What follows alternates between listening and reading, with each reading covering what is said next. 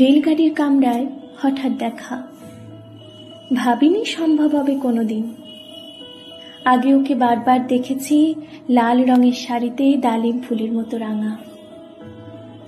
আজ পরেছে কালো রেশমের কাপড়, আঁচল তুলেছে মাথায়, দোলন চাপার মতো চিকন গৌর মুখখানি ঘিরে। মনে হলো কালো রঙে একটা গভীর দূরত্ব ঘনিয়ে নিয়েছে নিজের চারদিকে, যে দূরত্ব সর্ষে ক্ষেতের শেষ সীমানায় শাল বনের নীলাঞ্জনে। থমকে গেল আমার সমস্ত মনটা। চেনা লোককে দেখলেন অচেনার গাম্ভীর্যে। হঠাৎ খবরের কাগজ ফেলে দিয়ে আমাকে করলে নমস্কার, সমাজবিধির পথ গেল খুলে, হালাপ করলেন শুরু। কেমন আছো, কেমন চলছে সংসার ইত্যাদি।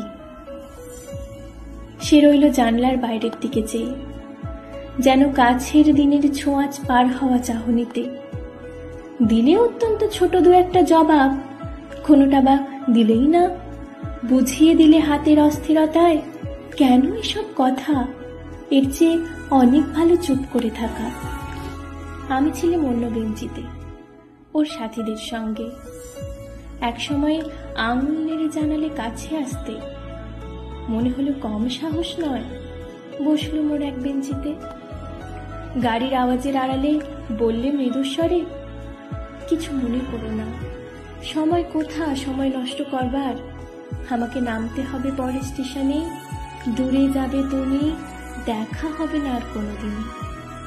তাই যে প্রশ্নটার জবাব এতকাল থেমে আছে শুনবো তোমার মুখে, সত্য করে বলবে তো? আমি বললেন বলবো।